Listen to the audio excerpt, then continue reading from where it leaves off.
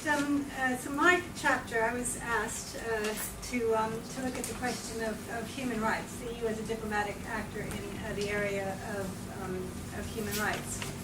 And right here, I would say there was a problem I found in conceptualizing this, because of course EU human rights policy is much more than just talk. In other words, if one were to separate out instruments, diplomatic instruments, economic instruments, military instruments, and so on, the EU's human rights policy embraces certainly diplomatic and economic, but also to a certain extent CSDP missions. So how to kind of make it clear that I was only going to look at diplomacy.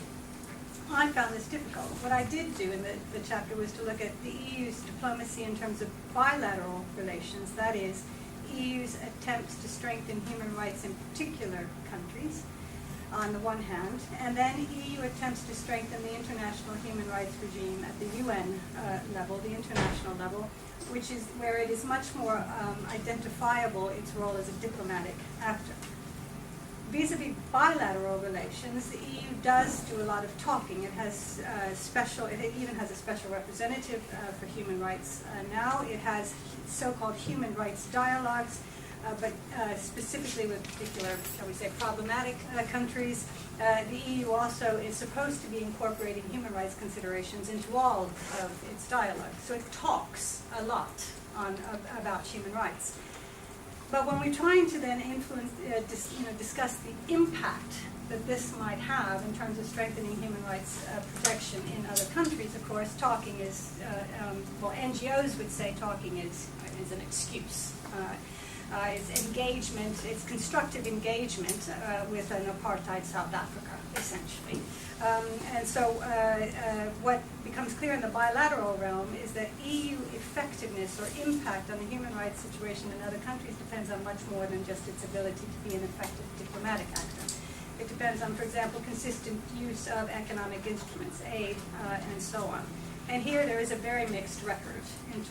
The EU has great difficulties in agreeing anything other than sort of very general kind of motherhood and apple pie principles that basically human rights are good. We would like you to protect human rights.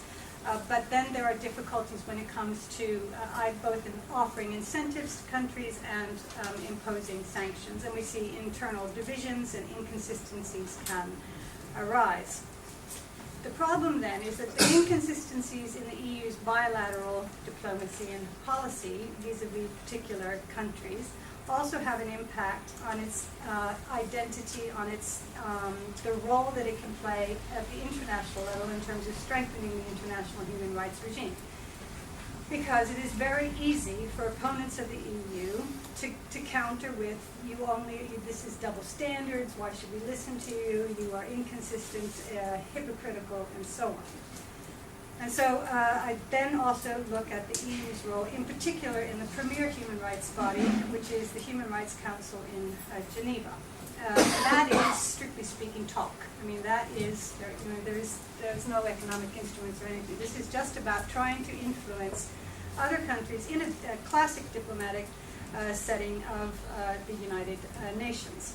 And so here what I have looked at, and I've not done this not just in this chapter, but I continue to work on this even today, looked at the extent to which the EU can be effective in terms of influencing other states to support its preferences.